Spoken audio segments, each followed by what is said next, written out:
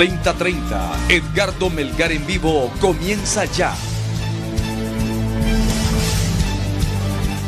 Saludos amigos de 3030, qué bueno que están con nosotros este domingo 10 de diciembre, 8 de la noche con 7 minutos, estamos en vivo y nuestros distinguidos invitados esta noche, don Benjamín Santos. Don Benjamín Santos es expresidente del Tribunal Supremo Electoral, actualmente es catedrático universitario, analista político y escribe artículos. Hace 25 años en La Tribuna. Desde hace 25 años en Diario La Tribuna. Muchas gracias por estar aquí, don Benjamín. Gracias, Ricardo. También nos acompaña el analista político Miguel Calix, que también ustedes lo conocen por sus participaciones permanentes aquí, no solo de análisis en el programa, sino que también más recientemente durante la realización de las elecciones el 26 de noviembre anterior. Don Miguel, gracias por estar aquí, bienvenido. Buenas noches, Edgardo. Buenas noches, don Benjamín. Encantado. Muy bien, vamos a comenzar por lo que ha ocurrido en las últimas horas. El presidente del Tribunal Supremo Electoral, David Matamoros Watson, a eso de las 6:00 de la tarde de hoy, dio a conocer el resultado final. No es una declaratoria de resultado de elecciones, sino que es el informe del resultado final del escrutinio especial que se llevó a cabo durante los últimos 3 días, viernes, sábado y hoy domingo. El escrutinio de estas 4.753 actas, que en realidad no fueron actas, sino que fueron 4.753 urnas, porque se contaron voto por voto. Esto fue lo que dijo hace un par de horas David Matamoros Watson. Lo que encontramos en esas actas es de que la diferencia con las actas originales es mínima. Las actas, el escrutinio validó el resultado y se evidenció que en ningún momento se puso en precario la integridad del voto de cada hondureño y cada hondureña. No encontramos en ninguna mesa que abrimos evidencias de fraude, evidencia de manipulación de votos, evidencia de anulación de votos sin que tuvieran razón, evidencia de incremento de votos sin que tuviera razón alguna a favor de un candidato u otro. O sea que las actas y las que hemos abierto nos reflejan que son el resultado de la voluntad del pueblo hondureño expresada el 26 de noviembre. Estos son los datos finales a nivel presidencial. Adicionalmente, nos permitió este ejercicio cumplir con otra recomendación de la OEA, que era revisar lo que tiene que ver con la participación en los departamentos del Empira, Intibucá y La Paz. Y el resultado nos da que la participación en Intibucá es de un 77%, perdón, en el Empira es 77%, en Intibucá el 70% y en La Paz el 73%. O sí se confirma la tendencia histórica que siempre ha dado que en esos departamentos votan mucho más que en otros departamentos. Cortés siempre ha tenido un comportamiento de un 50%, Francisco Morazán de un 64%, y en general todos los departamentos del país cayó la participación de los ciudadanos, reduciéndose unos 2 puntos a nivel nacional. Pensamos que el Tribunal Supremo Electoral ha hecho un esfuerzo en compañía de organismos internacionales, la Unión Europea, la OEA, y con un poder grande la ciudadanía que se empoderó. La sociedad civil se hizo presente, excluyó a los partidos políticos de estos temas y a través de los medios de comunicación, a través de ustedes, pudimos enviar el mensaje a todo el país y al mundo de que estábamos haciendo las cosas de manera transparente. Nos hemos comprometido a enviarles copia exacta de todos los escritos, tanto a la Unión Europea como a la OEA, para que se pueda verificar estos extremos. Mañana a las 9 de la mañana se hará una revisión de nuestro servidor por parte de técnicos informáticos de la OEA para que ellos puedan comprobar por sí mismos de que el sistema no recibió ninguna tan sola modificación ni alteración el día 29 de noviembre, donde tuvimos nosotros la interrupción del sistema de transcripción y lo que nos impedía seguir divulgando resultados.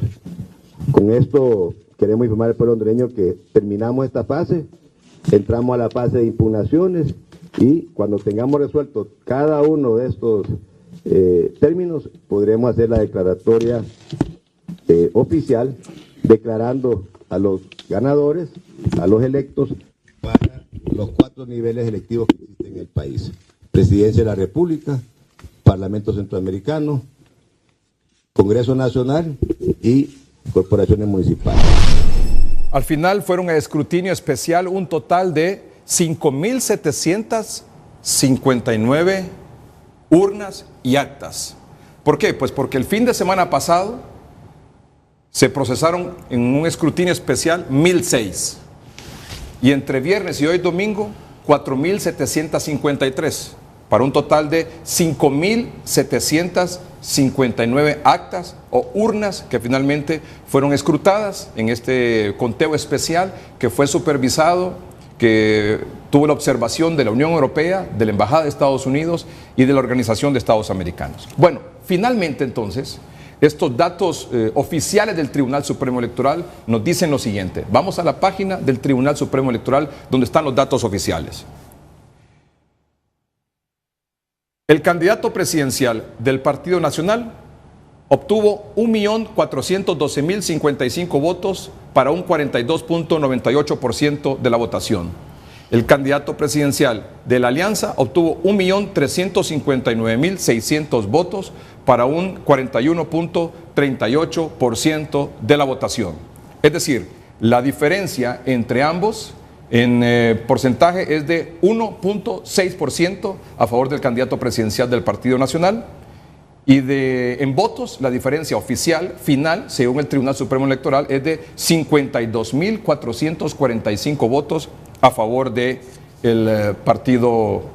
candidato presidencial del Partido Nacional. 1.6% de diferencia y 52.445 votos de diferencia. Un breve comentario, don Benjamín, sobre estos resultados y luego don Miguel Calix, para que vayamos ahí por partes. Bueno, yo creo que esa diferencia ajustada entre un candidato, un partido y otro, pues siempre da lugar a sospechas.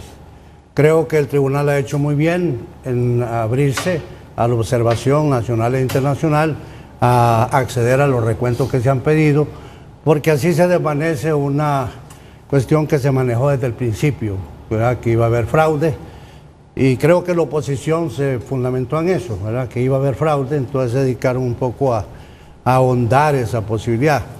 Entonces pienso que eso se va a reflejar también en la gobernabilidad del país, en el sentido de que ahí tienen que llegar a acuerdos para poder llevar un poco de más estabilidad, porque el pueblo hondureño va a quedar dividido políticamente, ¿verdad? Y para que eso no termine en más confrontaciones, pues que pongan en perspectiva la posibilidad de entenderse. Muy bien, don Miguel Calix. Bueno, uno quisiera, en este momento, no se había tentado hablar de lo que pasó recientemente o pasó antes de que llegáramos a esta fecha. Pero yo quiero destacar que hasta el momento hemos visto el cumplimiento de al menos 3 de las demandas de la Organización de Estados Americanos, que era las primeras 1.000 y pico, luego estas 5.000 y algo, que al final son 4.700, la revisión de 3 departamentos. Entiendo que buena parte de las actas que hacían falta eran precisamente esos departamentos. Habría que ver si se tiene que cumplir todavía ese 100%. Y entiendo que el día de hoy arribó al país una misión de expertos en informática de la Organización de Estados Americanos que va a hacer una evaluación del CIE, del sistema de divulgación del escrutinio. Con ello solo haría falta, entiendo yo, el aportar el listado de los miembros de las mesas electorales receptoras de algunos departamentos y, si no me equivoco, bueno, el tema de la presentación de impugnaciones, que se pidió flexibilidad para la recepción y resolución de ellas. Es decir, luego, pues obviamente planteaba en su comunicado a la Organización de Estados Americanos que en caso de que muchas de estas cosas no se cumplieran, pues lo más procedente podría ser una nueva elección, ¿verdad? Pero vemos que al menos después de esta crisis de confianza, que en mi opinión se mantiene, y eso es una de las grandes reflexiones que nos deja este proceso electoral, se están haciendo una serie de pasos que afortunadamente, y recalco afortunadamente porque antes de que este proceso empezara, yo lo hice en mis columnas, pero lo hice en cada espacio que tuve oportunidad, yo siempre planteé que la observación electoral internacional iba a ser clave en este proceso. Y lo está haciendo más allá de lo esperado. ¿En qué sentido? Hay algo que la gente no sabe de la observación electoral. Una, que se sujeta a una serie de códigos de ética muy rígidos en los cuales observan, muchas veces no deben pronunciarse, de hecho no se deben pronunciar ex ante, pero es un hecho y eso no lo puede negar ninguna de las partes involucradas en este proceso electoral. A veces van más allá, En el caso de las misiones hemos podido ver cómo la Organización de Estados Americanos ha buscado que las partes se alleguen, que las partes establezcan compromisos, esos acuerdos de los que hablaba el abogado Santos, pero también las otras misiones sirven para llevar mensajes, para investigar cuál es el sentir, el modo de pensar, y en este momento la pregunta es cómo salimos del atolladero que generó esta crisis de confianza que se produce y que nosotros experimentamos esa primera noche. Creo yo que se vio, por ejemplo, que la auditoría que hizo el Tribunal Supremo Electoral, que hizo una empresa, que el Tribunal Supremo Electoral no satisfizo a la gente que estaba incómoda. Entonces ahora viene otra, pero que no está involucrada con ninguna de las dos partes, a hacerlo así. Por eso a mí me parece que descalificar desde antes o descalificar en el proceso a las únicas personas que han podido generar algún nivel de credibilidad en lo que ha ocurrido o de explicarnos si hay alguna irregularidad, si hay algún fraude. Yo creo que como ciudadano yo quiero saber qué fue lo que pasó durante toda esa jornada y sería, creo yo, grosero empezar a cuestionar a personas que también tienen un nombre y han venido aquí a vigilar un proceso, están lejos de sus familias, están lejos de sus casas, se han quedado más del tiempo requerido. Y lo único que hemos hecho nosotros en estas semanas es quedar expuestos como un país que no puede ni siquiera administrar elecciones razonablemente creíbles, ¿no?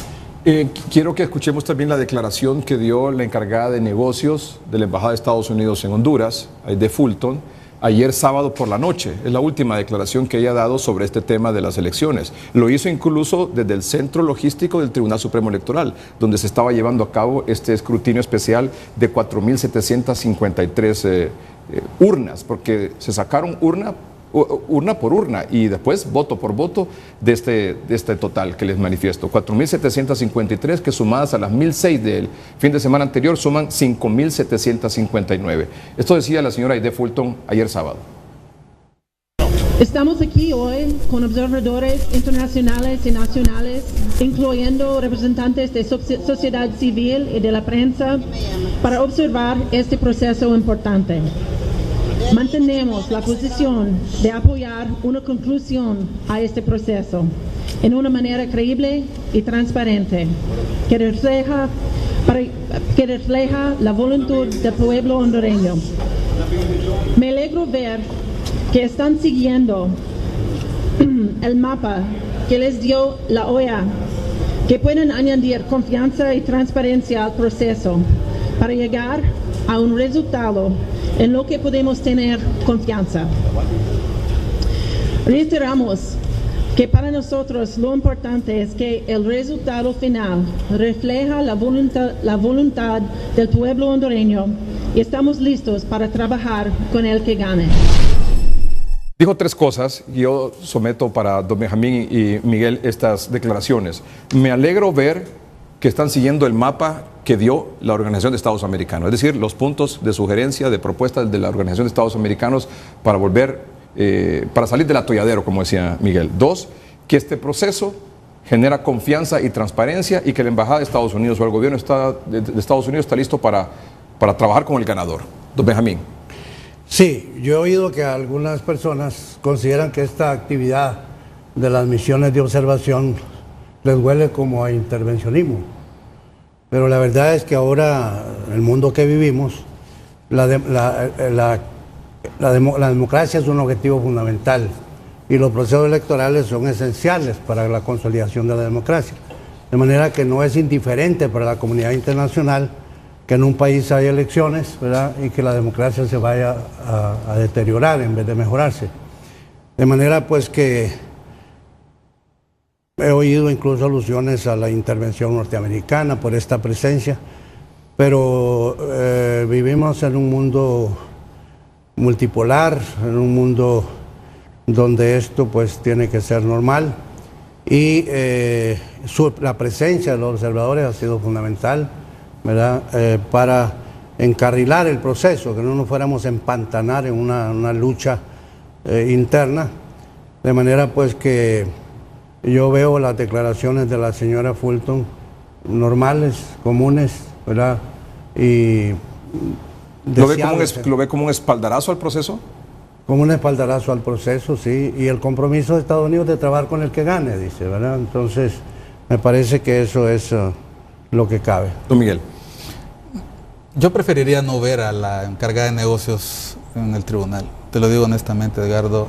Me parece que con la misión de observación electoral era suficiente, pero ya que está ahí, solo quiero recordarte que sendas misiones de los principales partidos en contienda fueron a los Estados Unidos en los 2 meses antes de la elección a decir todo lo que estaba pasando, a denunciar lo que estaba ocurriendo.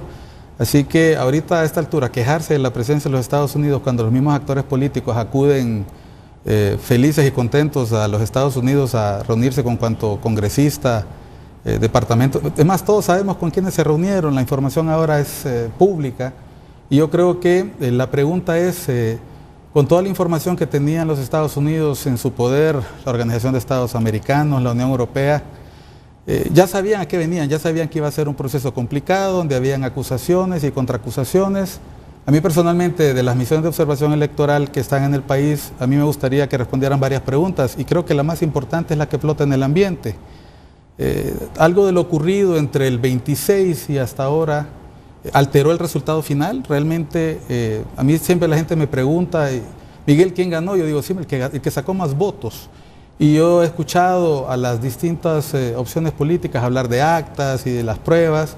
Yo espero que en el proceso de impugnaciones, que cerró a las 12 y que vimos una llegada de último minuto de algunas de las opciones políticas que se sienten afectadas por lo que hasta ahora está ocurriendo, yo espero que hayan presentado las pruebas de lo que se está hablando, porque yo desde el principio he insistido, o sea, a mí me gustó mucho el día, la noche de la elección, cómo los partidos hablaban con las copias de las actas que tenemos, ganamos, pero me llamó mucho la atención que ninguno en ese momento hablaba de tener el 100% de las actas, y yo quisiera saber como ciudadano cuál de los 3 partidos que están involucrados principalmente en este tema, hay otros 7, pero ni siquiera los cuenta la gente, tiene el 100% de las actas. Y lo digo porque lo que se ha cuestionado ahorita, y yo lo veo en redes sociales, es que el tribunal estaba contando las actas que se ingresaron en el sistema, bien por scan o bien desde las bodegas del Infop que se transmitieron manualmente.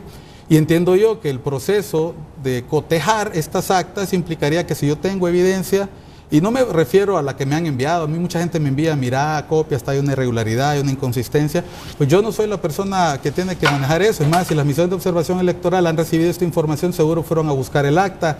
Si las actas o los votos están dobladitos o están planchaditos, pues ahí está. Ellos no son los encargados, pero sin duda alguna hay una instancia donde presentar estas quejas.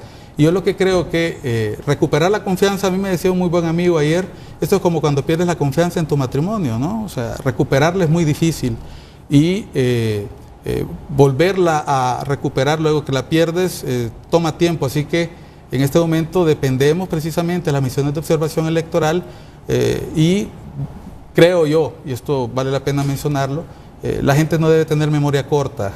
Quienes hoy se quejan de la presencia de una encargada de negocios de los Estados Unidos olvidan que la mayoría de los pactos políticos, y podría citar 4 o 5, que han resuelto crisis políticas importantes en Honduras, se han hecho bajo el auspicio y la vigilancia, e incluso yo diría bajo los buenos oficios de los norteamericanos. Así que ahorita no hay que rasgarse las vestiduras. Vamos a un corte comercial. Cuando regresemos, vamos a escuchar la declaración, la reacción última del Partido Nacional ante este dato final del Tribunal Supremo Electoral del escrutinio en nivel presidencial.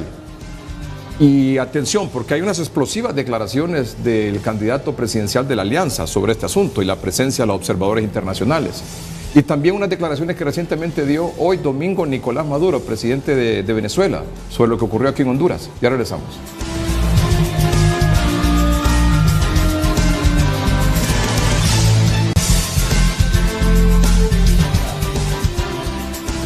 La que escuchamos a continuación es la reacción del Partido Nacional hace unos minutos, luego que el tribunal dio estos datos finales en el escrutinio del nivel presidencial. Hace unos minutos miramos salir a las autoridades del Tribunal Supremo Electoral dando el informe correspondientes. Creo que han quedado aclaradas muchas de las dudas que le habían sembrado a la población hondureña, porque es bueno también que lo señalemos, porque muchos dijeron de que ahí había fraude. Dijeron que se cayó el sistema y que en ese momento cambió la tendencia que favorecía a Juan Orlando. Se inventaron que se cambiaron las actas, que se hackeó el sistema, que cuando el sistema se cayó también hubo problemas y que eso pudo verse en los resultados que favorecían a Juan Orlando Hernández. Se contó hasta el último voto de estas urnas y se comprobó que lo más sagrado, que es la voluntad de Dios expresada por el pueblo hondureño, es lo que se manifestaba en el sistema, es lo que venía en las actas y es lo que había en el voto de cada hondureño y hondureña que fue a depositar su voto el día de las elecciones. Y esta fue la reacción hoy del candidato presidencial de la Alianza, Salvador Narrala. ¿Qué van a hacer ahora? Ya la posición sería que van a declarar presidente a Juan Orlando. ¿Qué se viene legalmente? ¿Qué se puede hacer? Nada, solamente decir que para la OEA, para la Unión Europea y para la Embajada Americana es mejor tener un presidente ligado al narcotráfico que una persona decente como Salvador Narrala. ¿Cuál es el llamado a la población que lo acompaña de manera masiva en este momento? Que sigamos reclamando, que sigamos protestando, no vamos a bajar los brazos hasta que caigan en razón que esto es ilegal y que nos robaron, porque según los organismos que han llevado la cuenta, nosotros ganamos por 21%. Este no es un robo estrecho, este es un robo monumental. El 80% de la gente está en contra del ladrón que gobierna y que quiere seguir gobernando. ¿Cómo califica la posición de los organismos internacionales, ingeniero? Son cómplices del robo. OEA, Embajada de Estados Unidos y Unión Europea, cómplices del robo. Históricamente van a quedar como los cómplices del robo en Honduras. Contar todas las actas es una posibilidad todavía, cuadernillo, como usted lo ha dicho, las firmas. Nosotros ya les dijimos, si quieren paz en Honduras, vamos a contar las 18.103 actas con los cuadernillos y viendo si los votos que están dentro de las urnas son reales, porque metieron papel que no es real, como votos a favor de la persona que dirige el narcotráfico en Honduras. ¿Cómo lo recibe don Benjamín Santos esa última declaración? Bueno, creo que es cargada de emotividad, de odio y de descalificaciones, que es la misma actitud que se tuvo incluso desde antes de las elecciones, ¿verdad? Calificar de fraude lo que no se había producido todavía, porque ni siquiera estábamos en elecciones. Y me parece que es la actitud, y yo lo escribí ayer en un artículo de Narrala, que le hace mucho daño en el sentido de que habla más con los nervios que con la cabeza. Entonces me parece entonces que la diferencia es muy poca.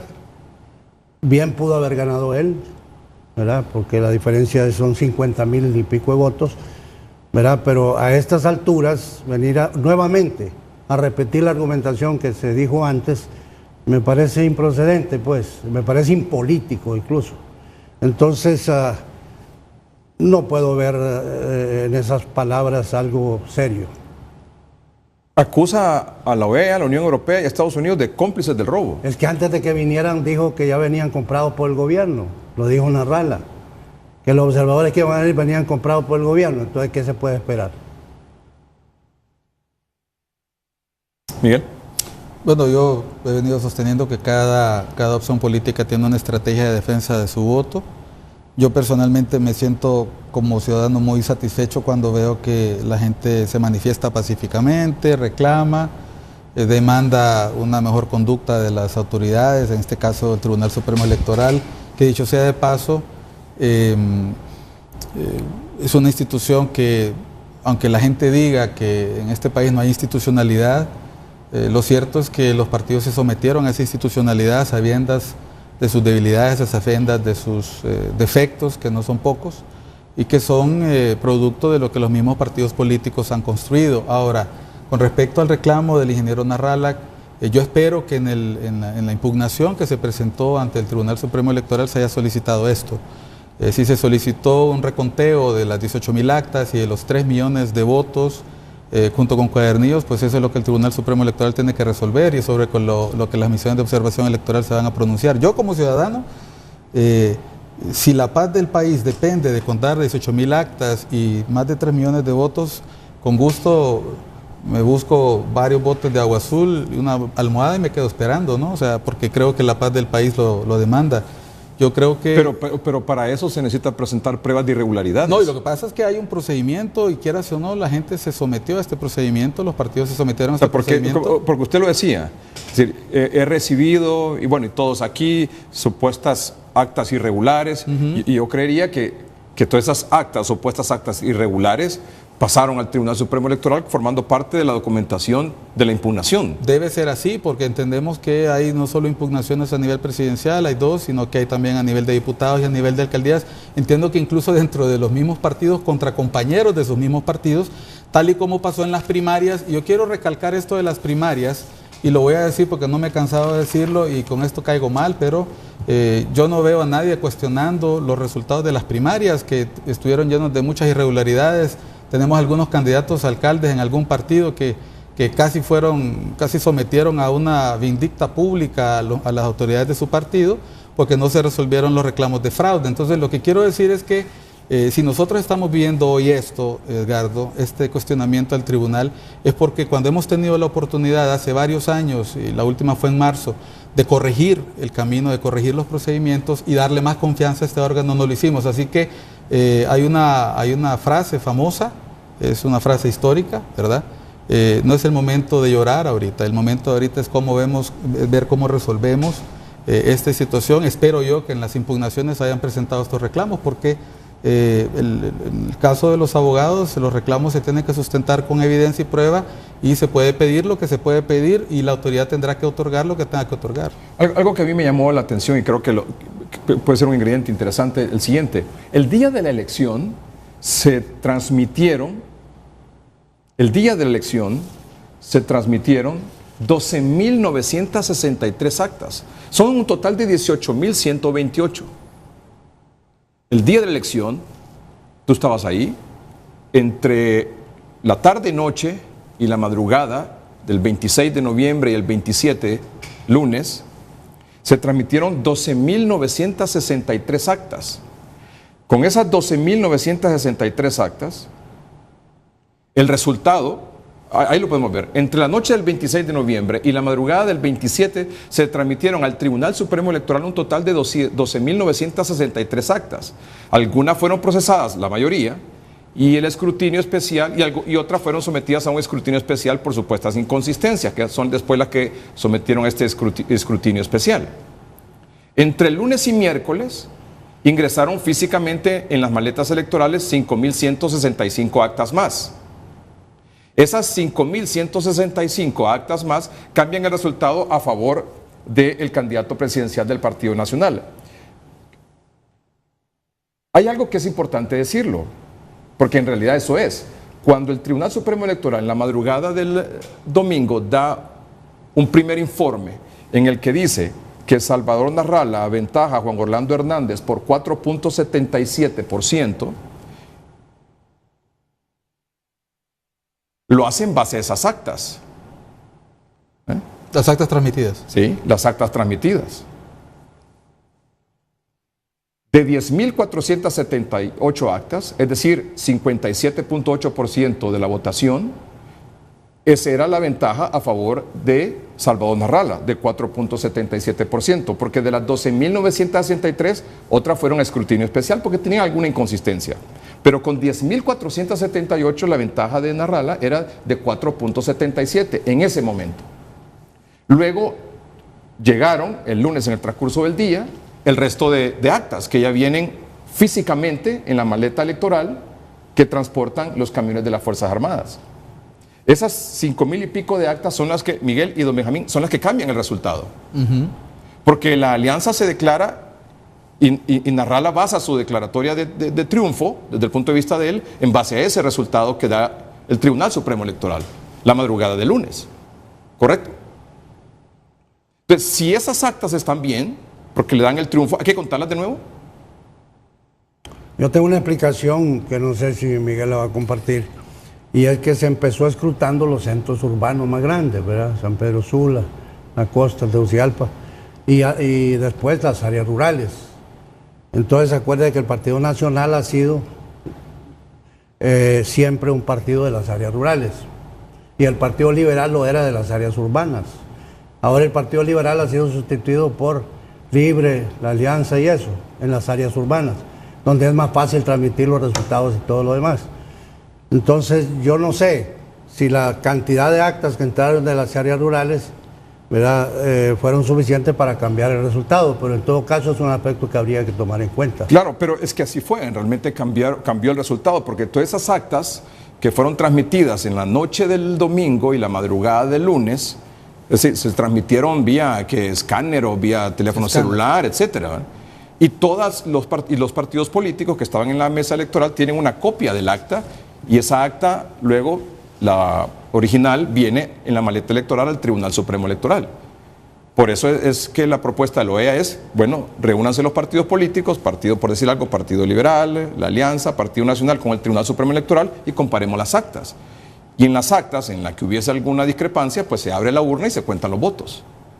Esa es la propuesta inicialmente de la Organización de Estados Americanos. El punto es que si la Alianza se proclama ganadora del proceso electoral con el 57.8% de las actas, el resto de las actas cambia el resultado, es decir, 5,000 y pico. Y esas 5,000 y pico, en mi opinión, si están en poder de los partidos políticos, porque aquí no solamente decirlo. No, pero perdón, es que esas 5,000 al final son un total de, como decíamos al inicio, son un total de, ¿dónde apunté ese dato? Aquí está. Son las 1,006 del fin de semana pasado y las 4,753 de este viernes, sábado y domingo. O sea, hay un escrutinio especial que fue transmitido por televisión, que fue supervisado por los organismos internacionales, de 5,759 actas y urnas, a tal extremo que se contó voto por voto. Eso fue lo que se hizo. Y eso fue lo que ustedes vieron que la Embajada de Estados Unidos dijo que estaba de acuerdo, que estaba complacida, que estaba alegre porque se estaba siguiendo el mapa que propuso la OEA. Entonces, si la duda es que esas 5,000 y pico de actas cambian el resultado, hacen el escrutinio y el resultado es el mismo, ¿hay que volverlo a contar todo? Pues yo puedo decirte, Edgardo, que conozco de ciudadanos honestos, jóvenes, que son especialistas en temas informáticos, que se pusieron inmediatamente a la disposición de los partidos políticos y le pidieron a los 3 principales partidos políticos, los grandes, los que tienen despliegue territorial nacional o que suponemos que tienen despliegue territorial nacional, que por favor les pusieran a su disposición copias escaneadas de las actas. Hasta el día de hoy eso no ha ocurrido, porque ellos ya habían desarrollado una serie de aplicaciones para poder comparar esas actas, y entiendo yo que el reclamo que hay sobre si se trata de las actas con las que el tribunal cuenta o no cuenta, eso se puede perfectamente suplir con la voluntad de ciudadanos y ciudadanas que en este momento tienen la misma preocupación e inquietud que nosotros hemos tenido los últimos días. Si el Tribunal Supremo Electoral no goza de la confianza, entonces ¿quién merece nuestra confianza? La observación electoral merece nuestra confianza. En mi caso, yo me he encontrado con... Yo en ningún momento voy a dudar de la integridad de ninguno de los funcionarios de la Organización de Estados Americanos. Conozco a algunos de ellos, a otros no, y tampoco de la integridad de los miembros de la misión de observación electoral de la Unión Europea. Dicho sea de paso, la gente se ha acostumbrado aquí a creer que los observadores electorales vienen a hacer turismo electoral. Se trata de personas que tienen a cuestas más de 20, 25 elecciones más complicadas que estas, después de guerras, después de pleitos, donde ni siquiera hay infraestructura electoral. En el caso nuestro la hay.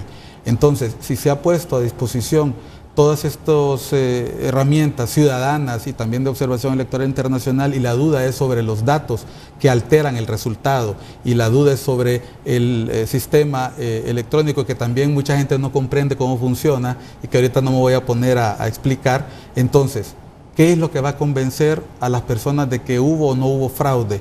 Si también estamos dudando de las personas que, sin tener un interés en el tema, han venido a colaborar con el proceso. Tampoco se le ha querido brindar esta información a ciudadanos que se han organizado de manera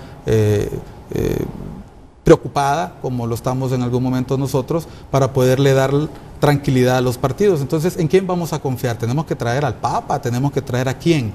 Incluso ahora se hace un juego especulativo en las redes sociales. Aquí el punto pareciera ser ganar más la percepción de si hubo o no hubo fraude. Yo personalmente creo, y aquí mi reclamo a los liderazgos de los partidos políticos, es que pudiendo haber tenido un mejor proceso electoral a partir de las recomendaciones de la Organización de Estados Americanos y la Unión Europea en 2013, se conformaron con el sistema que tenemos y hoy estamos pagando las consecuencias. Y Miguel decía algo interesante, los partidos políticos no entregaron las actas a estos expertos para poder hacer este cotejamiento, para compararlas.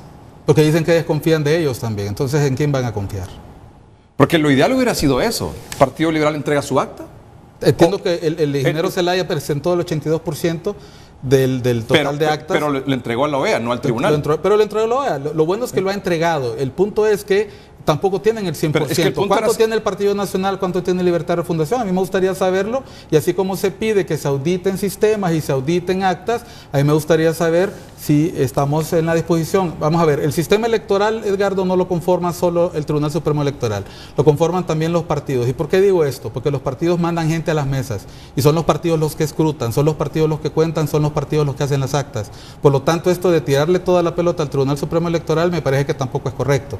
O sea, los partidos también han tenido una responsabilidad en recoger las actas, que son las pruebas de que si efectivamente se respetó o no la voluntad expresada en las urnas. Y en este momento que estamos en esta disyuntiva, no se trata solamente de decir fue fraude o gané en el caso del otro, sino mostrar la evidencia que lo compruebe. Y una prueba de ello, de la responsabilidad también de los partidos políticos, fueron las elecciones primarias en marzo de este año. ¿Cuántas impugnaciones o denuncias de irregularidades se presentaron ante el Tribunal Supremo Electoral por elecciones que llevaron a cabo los partidos políticos? ¿Cuántas se resolvieron? Porque la gente del Partido Nacional, los candidatos a diputados y alcaldes presentaron impugnaciones. En Libre presentaron impugnaciones. En el Partido Liberal presentaron impugnaciones. Y Miguel decía, hubo programas aquí sobre eso. Sí. Y al final, pues todos finalmente aceptaron los candidatos que ganaron en las elecciones internas de cada partido político, que son los candidatos que ahora compitieron en las generales. Pero lo correcto no hubiera sido, Partido Liberal, aquí tengo mi acta, el representante de la Alianza, aquí tengo mi acta, el representante del Partido Nacional, aquí tengo mi acta, y el representante del Tribunal, aquí tengo mi acta. Comparémoslas. ¿Y las del PINU y las de los demás y los demás que tuvieron? Sí, y aquí están las actas, cada quien y alrededor de una mesa. Bueno, veamos cuál es el dato que tiene esta acta de esta mesa.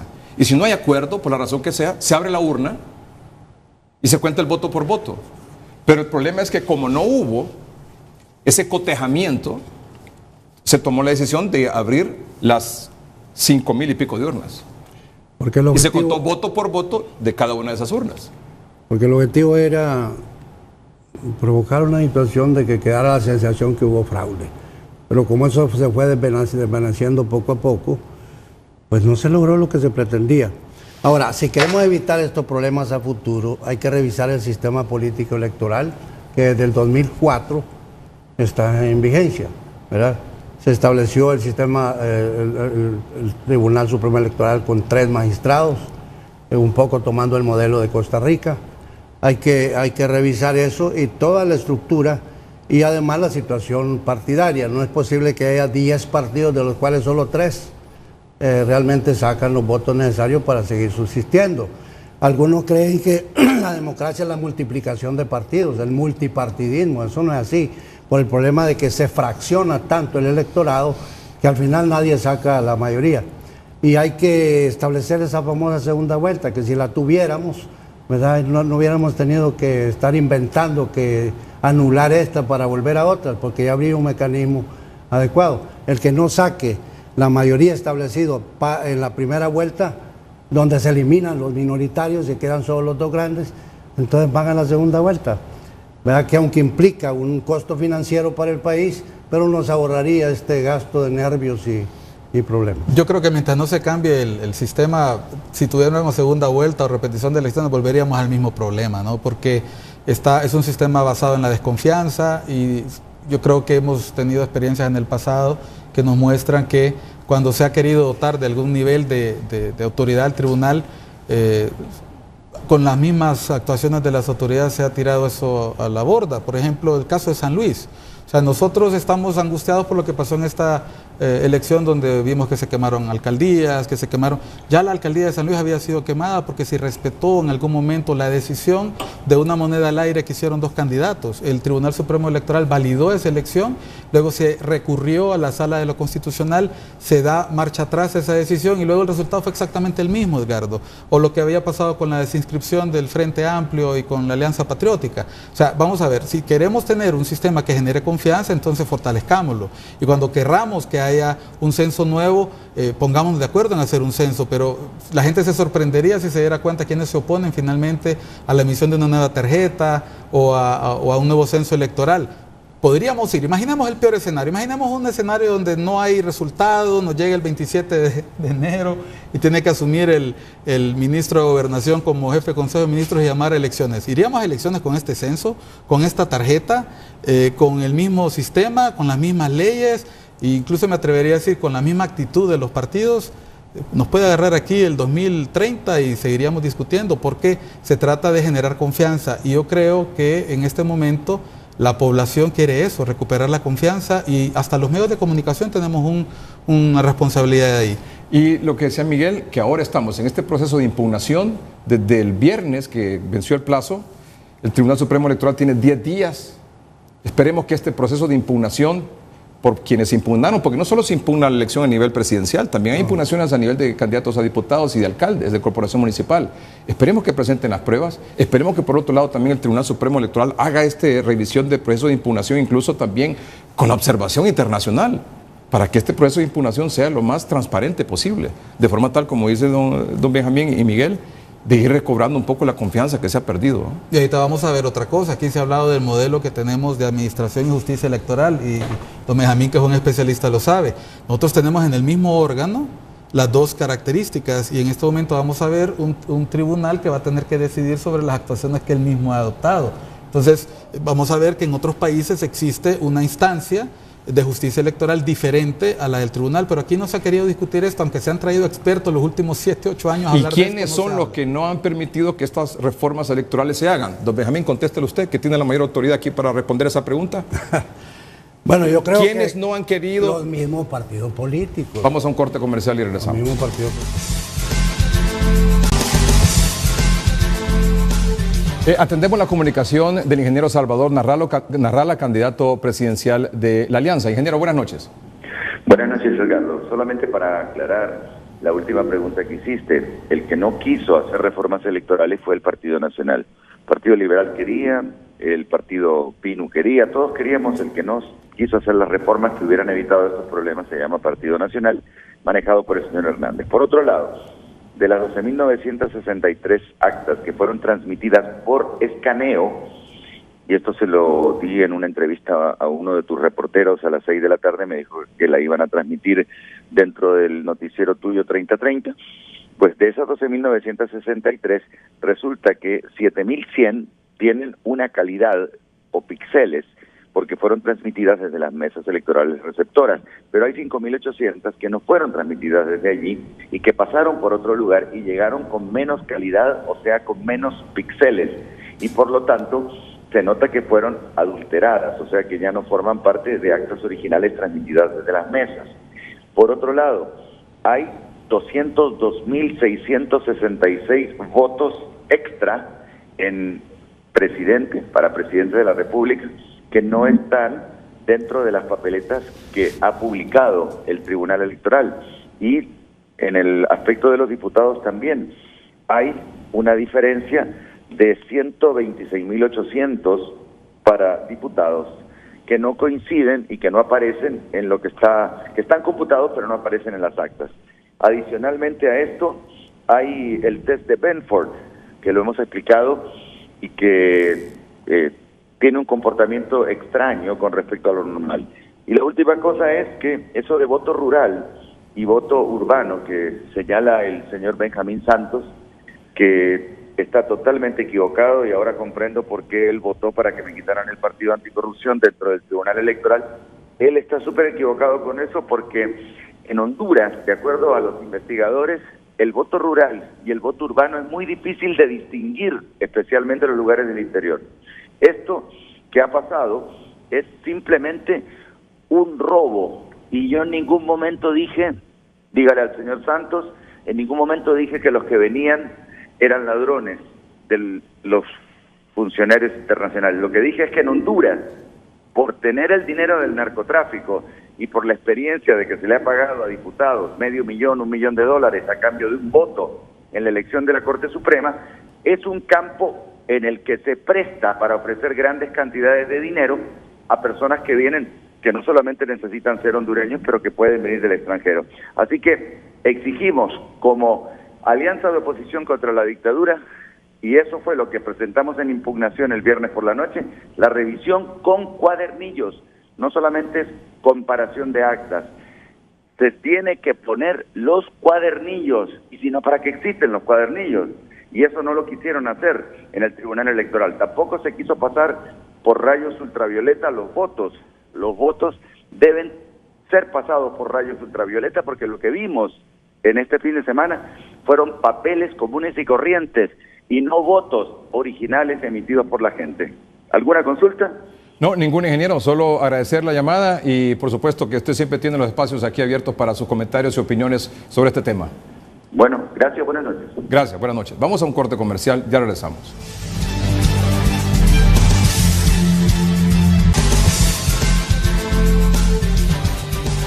Por alusión personal, le damos la oportunidad a don Benjamín Santos a que haga referencia a lo que dijo el ingeniero Narrala. No, yo escuché lo que dijo el ingeniero y respeto su opinión. Lo respeto como persona y lo respeto como comunicador social. Soy un televidente de sus programas. No tengo nada personal contra él. Lo que he escrito y lo que he dicho es, pues, escrito está, como dijo Pilato, ¿verdad? Pero no es porque esté de acuerdo totalmente con quienes lo adversan ni nada. Sencillamente creo que él perdió PAC por esa misma conducta que tiene ahora y aunque esa es su personalidad, pues yo no puedo alabarla porque nos puede llevar a problemas. De todas maneras, le reitero al ingeniero Narrala mi admiración en su campo y mi respeto como persona. Dijo tres cosas, que era fiel televidente de él, que lo respetaba como comunicador social. Sí, claro. Y que lo admira como persona. Claro. ¿Y qué tal lo ve como político? Ahí es donde no entro, porque le hace falta un poco más autocontrol sobre lo que dice, porque habla como si estuviera frente a la televisión en otro programa, y la política requiere ciertas cualidades, ¿verdad? Que, sobre todo la prudencia. La prudencia. Aceptamos comunicación a esta hora de la noche de don Antonio César Rivera Callejas. Buenas noches.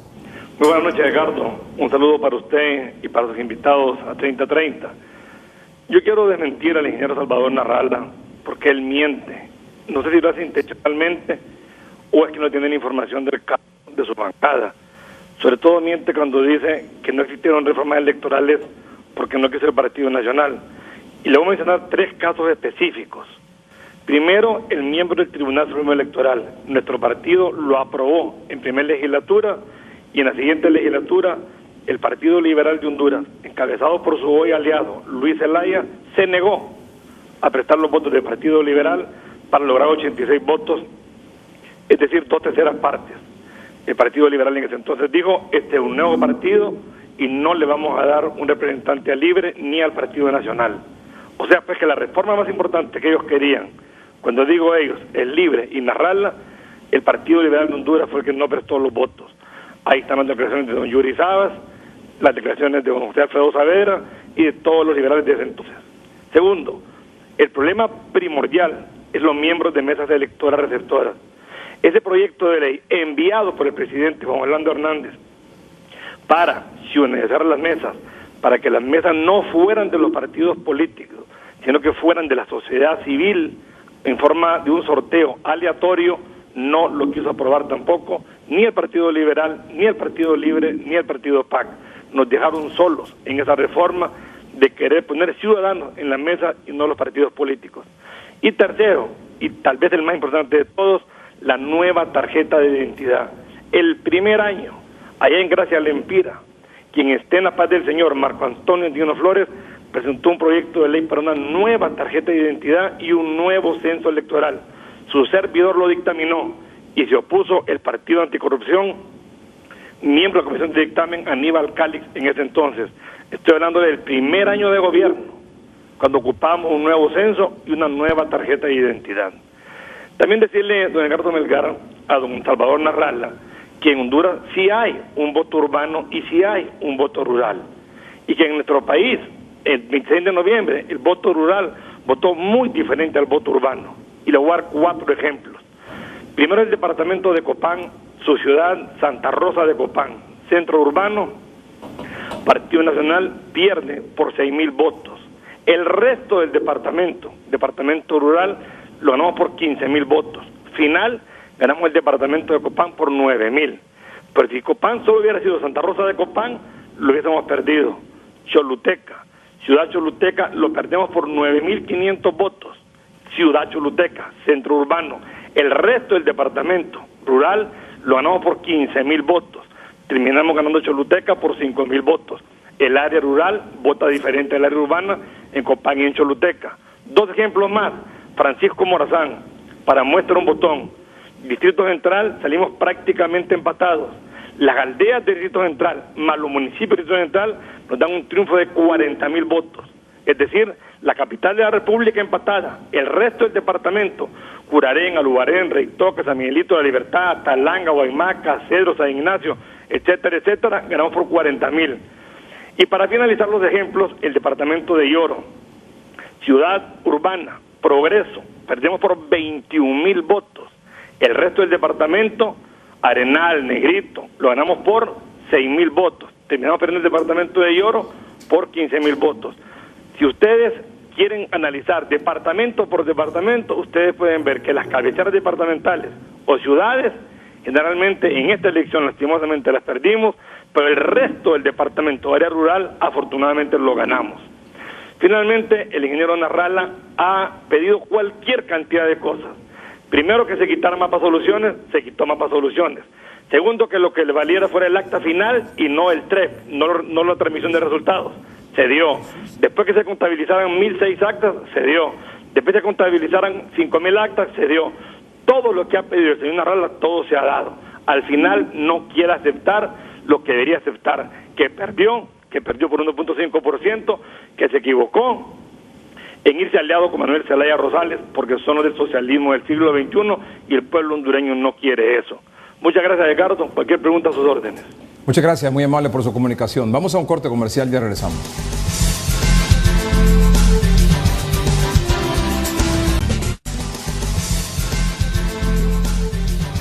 Don Benjamín, muchas gracias por haber aceptado la invitación y compartir su opinión sobre este proceso con nuestros amables televidentes. Gracias, don Edgardo, por haberme invitado y espero que algo útil hayamos dicho. Bien, gracias, Miguel. Gracias, Edgardo, y recordarle a la población que tenemos que demandarle a nuestros políticos más responsabilidad, diálogo y conducir al país al desarrollo, pero con paz, dialogando y acordando las reformas que sean necesarias. Gracias a ustedes por su atención. Buenas noches y que estén bien.